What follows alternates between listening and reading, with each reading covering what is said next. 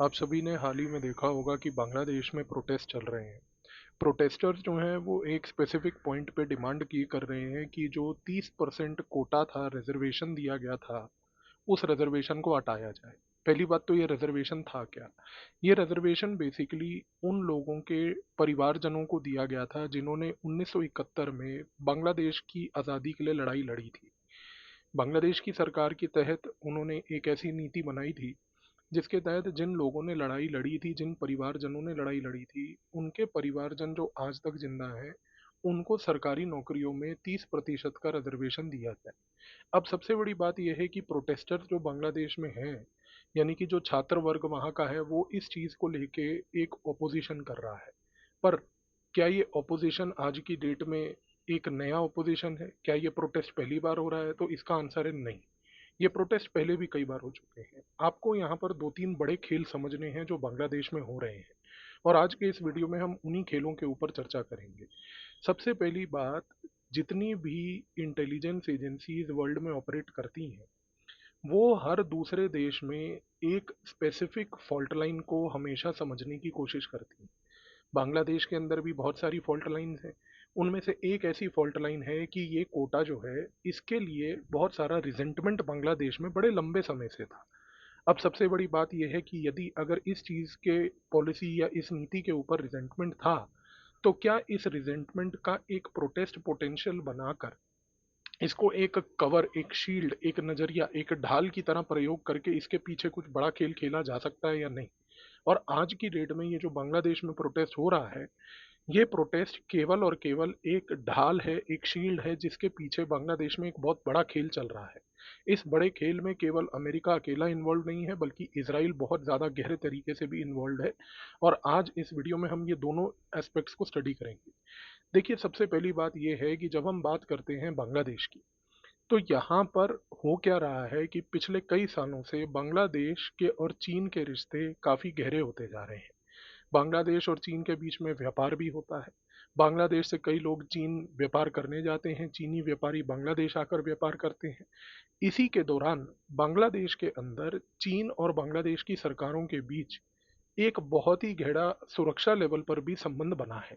इस सुरक्षा लेवल का संबंध जो बना है, इसमें आज चीन बांग्लादेश को बहुत सारा डिफेंस इक्विपमेंट प्रोवाइड करती है। ये डिफेंस इक्विपमेंट इस तरीके तक का है कि बांग्लादेश को चीन ने कई सबमरीन्स के ऑफर्स भी दिए हैं और सबमरीन ऑफर की भी है। लेकिन सारी समस्या ये है कि यदि आप बांग्लादेश की लोकेशन को देखें, तो बांग्लादेश बहुत ही ज़्यादा स्ट्रैटेजिकली लोकेटेड है पूरे के पूरे बे ऑफ बंगाल में। और आज अगर एक कोई ऐसी शक्ति है पूरे विश्व तौर पर जिसको इस इलाके में अपना दबदबा बनाना है और उसको वहां पर रह के चीन पे नजर रखनी है, तो वो और कोई नहीं है बल्कि अमेरिका है।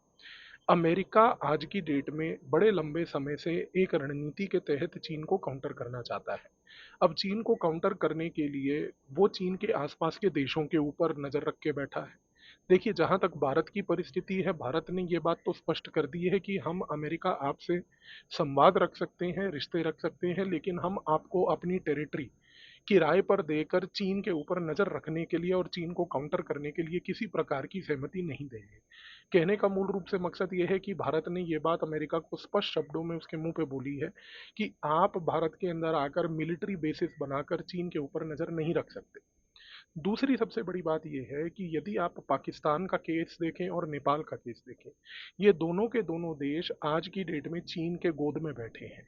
तो किसी भी तरीके से पाकिस्तान को या नेपाल को कन्विंस करना कि तुम जो है हमें स्पेस दो, अमेरिका इस रणनीति को नहीं करेगा किसी भी तरीके से। जहां तक भूटान की बात है, अमेरिका भूटान को इसलिए नर्चर नहीं करना चाहता क्योंकि भूटान इन चीज़ों में हमेशा से न्यूट्रल रहा है। अब आप फिर से ध्यान से समझिए कि आज यदि साउथ एशिया में अगर अमेरिका चीन के ऊपर नजर रखना चाहता है, तो उसके लिए इस परिस्थिति में फिर कौन सा देश बचता है? एक बचता है बांग्लादेश, दूसरा बचता है म्यांमार।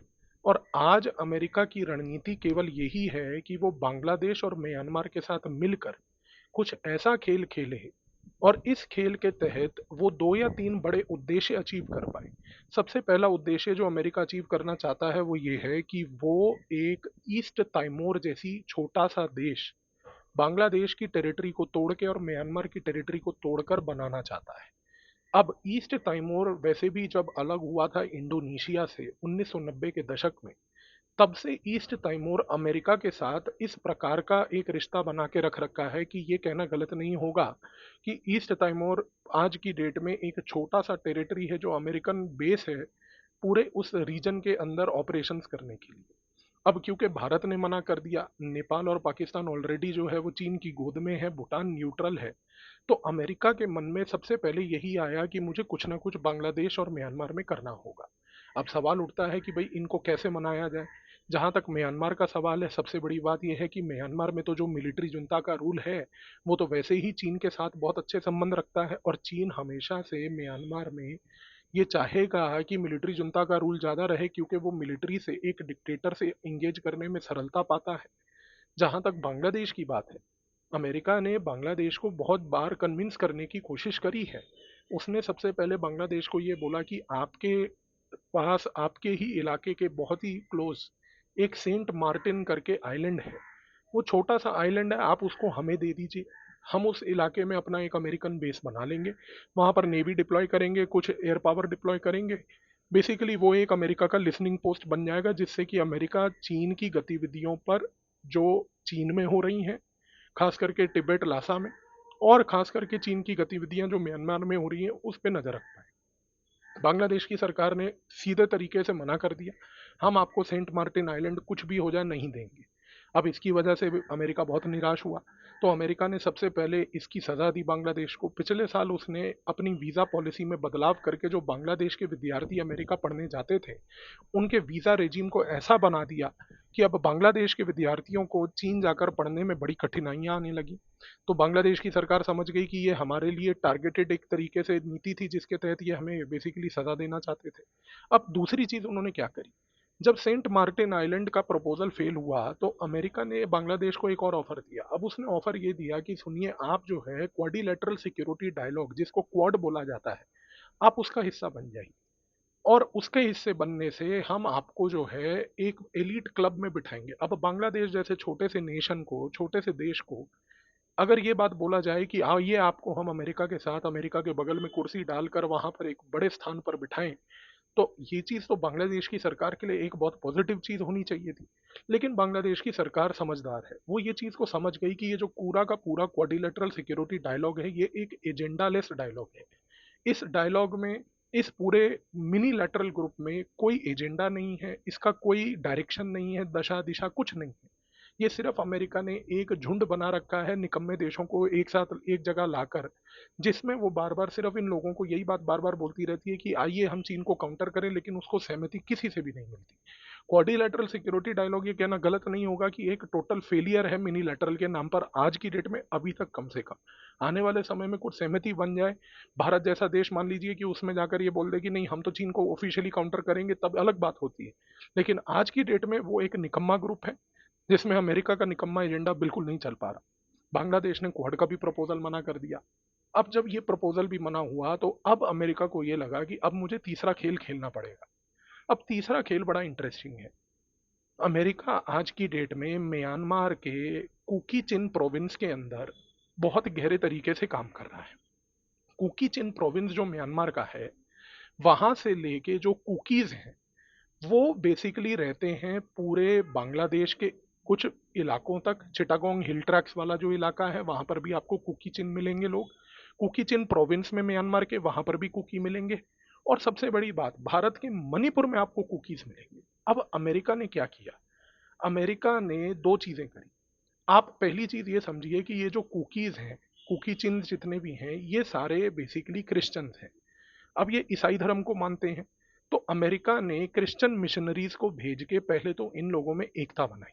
दूसरा, अमेरिका ने क्रिश्चियन मिशनरीज को भेज भेज के पिछले कई सालों से इस इलाके में, जो चिटागोंग हिल ट्रैक्स बांग्लादेश से होता हुआ, भारत के मणिपुर से होता हुआ म्यांमार तक जाता है, वहां पर दूसरी चीज ये करी कि उसने हिंदुओं को, मुसलमानों को और बुद्धिस्ट के बीच में जा जाकर क्रिश्चियन मिशनरीज को बोला कि आप वहां पर क्रिश्चियनिटी को प्रमोट करें और इन लोगों को, हिंदुओं को, बुद्धिस्ट को और मुसलमानों को क्रिश्चियनिटी में कन्वर्ट करें।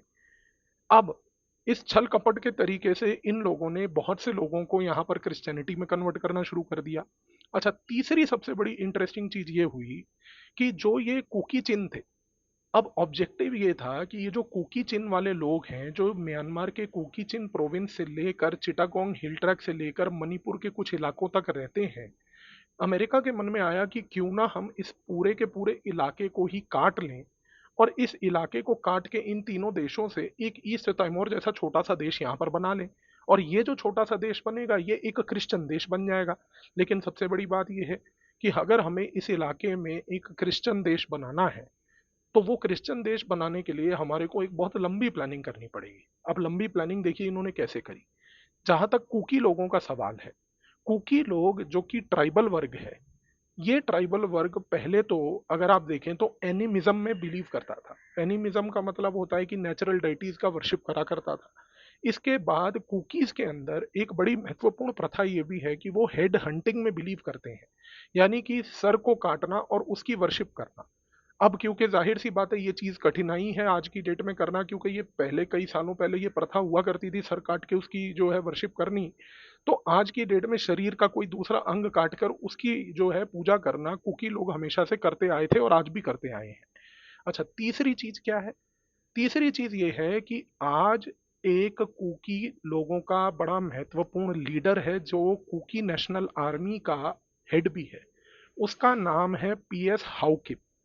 पीएस हाउकिप जो है, जो कि कुकी नेशनल आर्मी का चीफ है, इसने एक नया नैरेटिव बनाना शुरू करा है।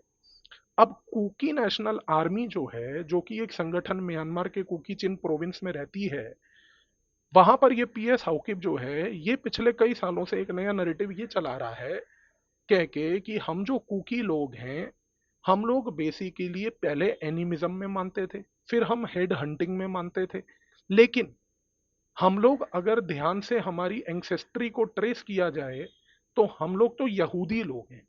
अब कुकियों के मन में एक ये नया पॉइंट डाला जा रहा है कुकी नेशनल आर्मी के इस चीफ पीएस हाउकिप की तरफ से, जो कि सीआईए का एक बहुत बड़ा ऑपरेटिव है जो इस रीजन में काम कर रहा है। ये कुकी लोगों के मन में एक ये नया थॉट डाल रहा है कि हम लोग तो बेसिकली अगर देखा जाए तो ओरिजिनली तो यहूदी हैं, हम लोग तो इजराइल से हैं।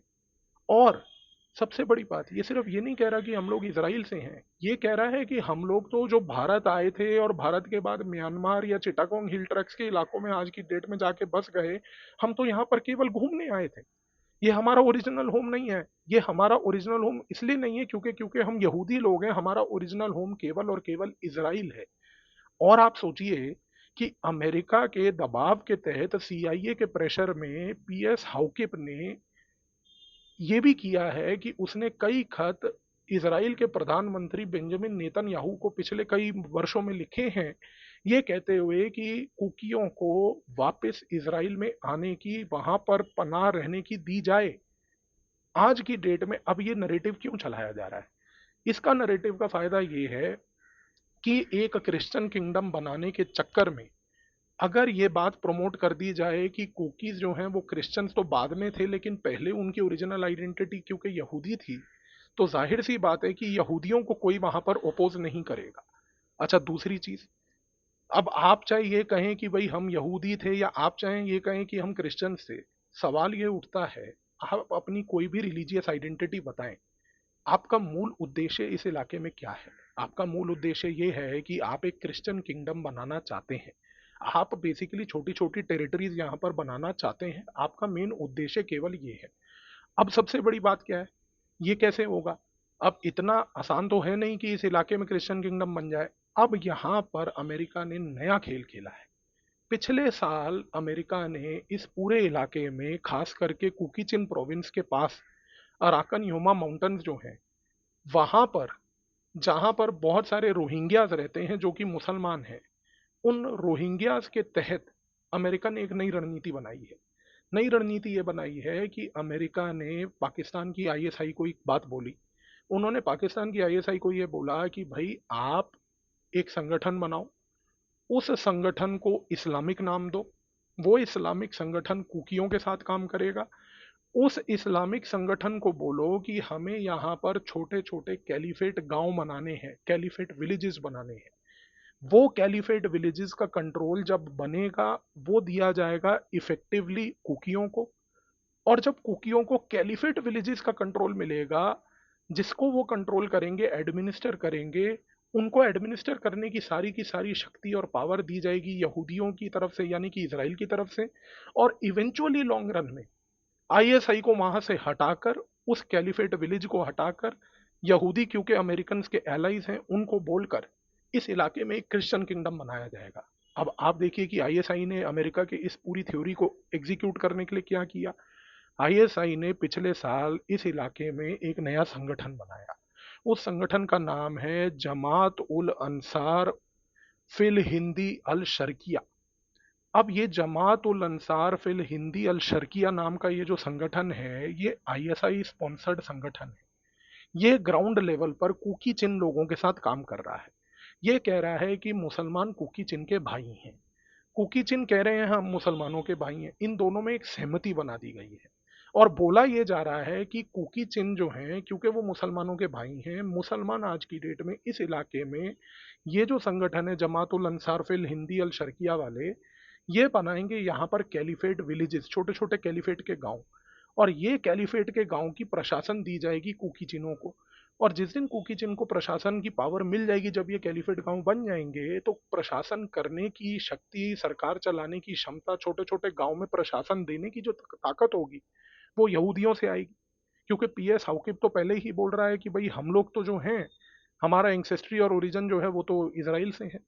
तो इसराइल को आज की डेट में, आपको याद होगा मैंने पिछले कई वीडियोस में भी आपको एक बार ये बात बताई थी कि पूरे नॉर्थ ईस्ट में आज की डेट में सीआईए और मोसाद का एक बहुत बड़ा गेम चल रहा है और मणिपुर उसी का एक कॉन्सिक्वेंस है। और ये है रियलिटी कि मोसाद आज की डेट में सीआईए के साथ मिलके, आईएसआई के साथ मिलके इस इलाके में ये एक रणनीति के तहत खेल चल रहा है। अब इस खेल का अंत नतीजा क्या हो? अंत नतीजा यही होगा कि ये जो जमात उल अंसार फिल हिंद अल शर्किया है, ये कोशिश ये करेगा कि कुकी चिन के साथ मिलकर एक छोटे छोटे कैलिफेट विलेजेस बनाए। उन कैलिफेट विलेजेस को कंट्रोल करने के लिए इसराइल आगे आकर उनकी मदद करेगा। इसराइल जब मदद करेगा तो over a period of time ये जो छोटे छोटे कैलिफेट विलेजेस धीरे धीरे बनते जाएंगे। इनको एकजुट करके एक लार्जर ईस्ट ताइमोर की तरह से एक क्रिश्चियन नेशन बना दिया जाएगा। यदि ये क्रिश्चियन नेशन बन गया, तो आप सोचिए कि लॉन्ग रन में, आज से 5 7 10 सालों के बाद, अमेरिका के पास एक ऐसी इंडिपेंडेंट टेरिटरी होगी जो बांग्लादेश, म्यांमार और साथ में भारत से जुड़ी हुई होगी। और ये इंडिपेंडेंट टेरिटरी इतनी स्ट्रेटेजिकली लोकेटेड होगी कि इस टेरिटरी में अमेरिका कल को सिर्फ चीन के ऊपर ही नहीं नजर रख पाएगा, बल्कि भारत और बांग्लादेश के संबंध, सबसे बड़ी बात, उन पे नजर रख पाएगा। दूसरा, वो भारत के ऊपर नजर रख पाएगा कि कल को अगर भारत मान लीजिए कुछ ज्यादा रशिया के साथ या किसी दूसरे देश के साथ एंगेज करता है, तो इस टेरिटरी में वो प्रेशर टैक्टिक्स अपनाकर भारत के नॉर्थ ईस्ट को डिस्टेबलाइज कर पाएगा। और सबसे बड़ी बात, इस इलाके में रहकर चीन की गतिविधियां सिर्फ म्यांमार में नहीं, बल्कि कंबोडिया, लाओस, वियतनाम तक, उस इलाके तक उसकी गतिविधियों पे वो नजर रख पाएगा। तो ये सारा खेल जो है बांग्लादेश में चल रहा है। और ये जो प्रोटेस्ट पोटेंशियल है, जो बार बार यहाँ पर बेसिकली एग्जीक्यूट किया जा रहा है, ये जो प्रोटेस्ट बार बार आपके सामने दिखाए जा रहे हैं, ये सारे प्रोटेस्ट केवल और केवल बांग्लादेश को प्रेशराइज करने के लिए हैं। पिछले साल ये मणिपुर में भारत के ऊपर किए गए थे कि भारत को प्रेशराइज किया जाए। जब भारत ने मना कर दिया तो अब बांग्लादेश की बारी है। और आप देखिएगा, मैं आपको आज बता रहा हूँ, जुलाई 2024 में, कि इस साल दिसंबर से लगभग अगले 5 से 6 महीने के अंदर अंदर ये जो सर्कल ऑफ प्रोटेस्ट था, जो पिछले साल मणिपुर भारत से स्टार्ट होकर इस साल बांग्लादेश में पहुंचा है, इस साल के अंत तक आप देखेंगे कि म्यांमार में एक बहुत बड़ी सिविल वॉर कंडीशन क्रिएट होगी। क्योंकि ये इस पूरे पार्ट का लार्जर प्रोसेस है। तो आई होप कि इस वीडियो के बाद अब आपको बांग्लादेश की परिस्थिति समझने में कोई कठिनाई नहीं आएगी। धन्यवाद।